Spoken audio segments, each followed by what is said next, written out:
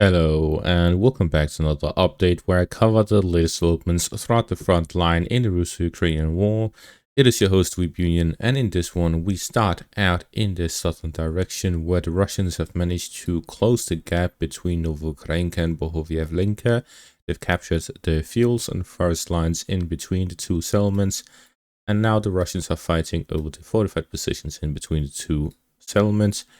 At the same time, the Russians have also expanded their zone of control north of Yasna Polyana, where they're fighting over the first lines, securing the positions by Yasna Polyana ahead of a rush towards Rusliv, or along the fortified positions of the Ukrainians in the rear of Velika Novosilka, where the Russians can flank it from the side at the end of it. And that is the changes in the southern front. Moving further north in the direction of Kurove, the Russians have not just held their foothold within the settlement, but have also expanded it to include the area in the northern edges. So we see that the Russians now have a secure foothold in the eastern outskirts of Kurove. This does not mean or guarantee that they will hold it, but it means that they have secured the initial battles over Kurove and have entered the settlement. And with the cover of the settlement, they will now be able to fight over the fortified positions or expand their foothold further. In the northern direction, the Russians have captured the entirety of Kurahivka and the fortified positions south of it, moving into Vovchenka, as the Ukrainians' defensive positions have just completely collapsed here in the eastern outskirts of the pocket. The Ukrainians do not have the necessary manpower and supplies to fight the Russians, and the Russian forces are simply overwhelming the Ukrainian forces in this direction. This has led to the capture of settlement after settlement, while in the western direction in Kremenna Belka, Novoselidivka and Holmodimitrivka, the Ukrainians are setting up a strong resistance and defense against the Russian offensive. Further north in the direction of Mirnorod, the Russians have flanked the Ukrainian fortified positions in the area, where they've managed to pressure the Ukrainian forces in the fortified positions, covering from now two directions, from the eastern and western direction.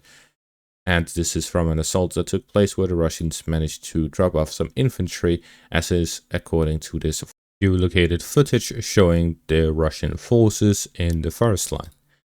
Moving further north, we see the Russians have been pushed out of Terny, except for a final foothold in the northeastern outskirts. The Russians have advanced slightly, capturing a forest line here in the northeastern parts. So you see that the Ukrainians are actively defending the positions here in Terny, counterattacking and regaining their positions following a Russian foothold within the settlement. And the Russians are slightly expanding the front line by connecting the eastern and northern directions. In this direction with Kursk, Yampolivka and Terny, the Russians are fighting against Ukrainian elite units of the 63rd Mechanized Brigade, the 60th Mechanized Brigade, and the 67th Mechanized Brigade, all of which do not or are not equipped with Western equipment. Instead, they are equipped with Soviet equipment. These units were all fighting first in the Kherson direction at the start of the war, after which they were transferred to Bakhmut, and finally they were transferred here to the Serpets river line.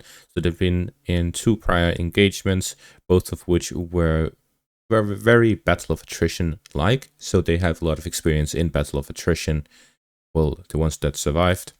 Moving further north, we see here in the direction of Lusova, the Russians are attacking both to the north and directly towards the settlement, where they're fighting along the forest lines, advancing through them, capturing them, and moving towards Lusova from the southern and central positions of the settlement.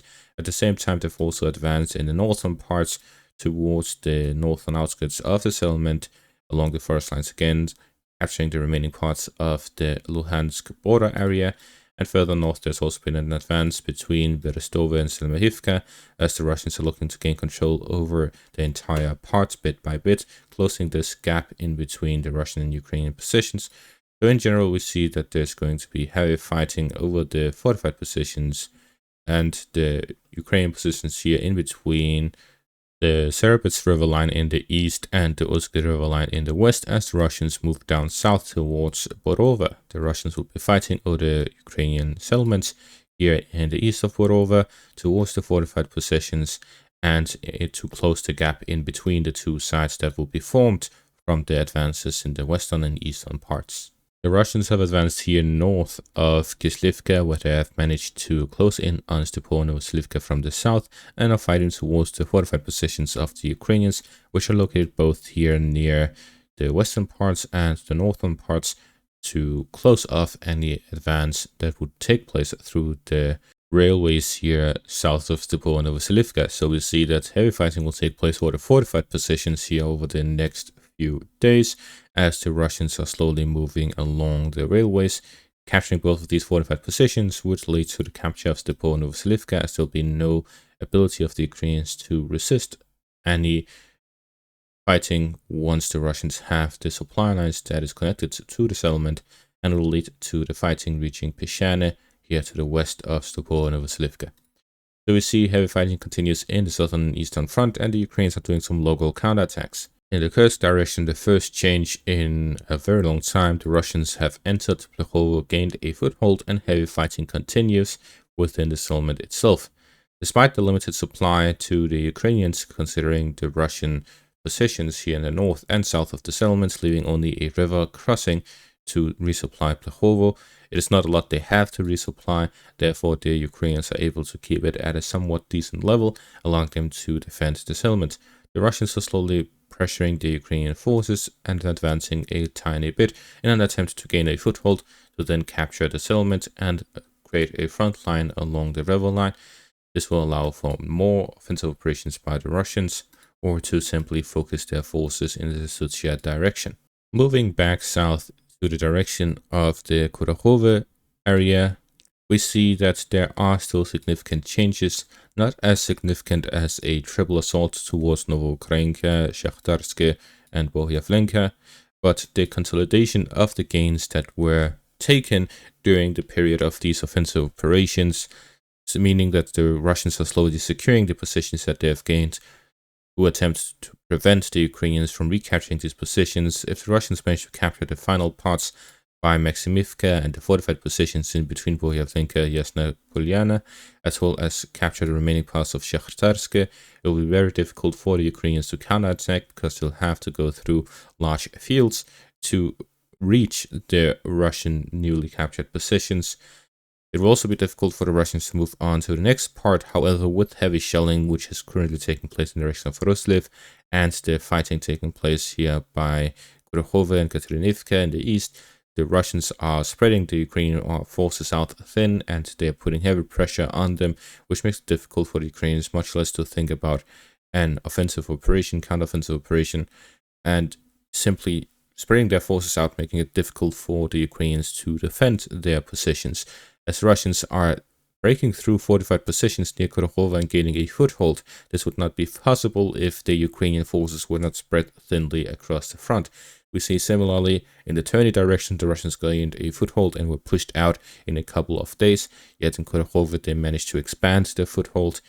This shows the clear difference in the amount of troops, amount of material available for the units in different sectors of the front line. Combined with the forced withdrawal from the settlements north of Kurove, it will be fairly quickly before the Russians gain control over the northern parts of Kurove, after which they'll launch operations towards the western supply route. Combined with an assault towards Rusliv, would completely cut off supplies going to and from Kurove, and the Ukrainian positions would be forced to withdraw from Kurove as well.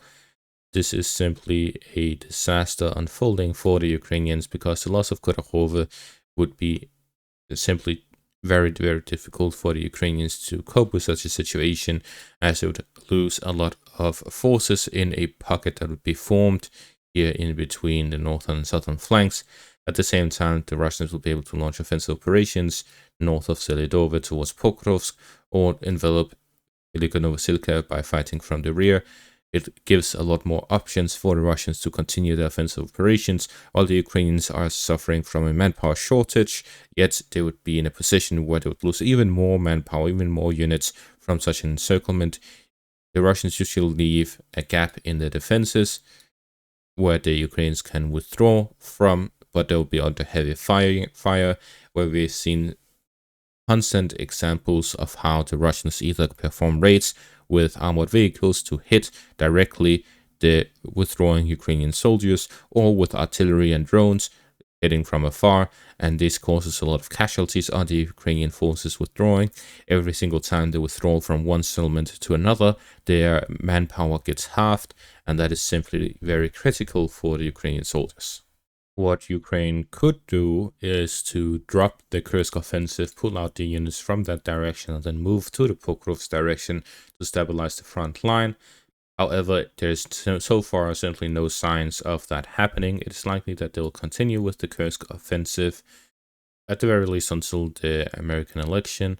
Other than that, the Russians just continue their offensive operations here in the Donbas region, where they're capturing tens of square kilometers every day.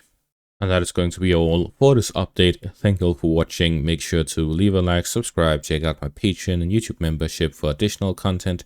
Thank you all for watching and have a great day.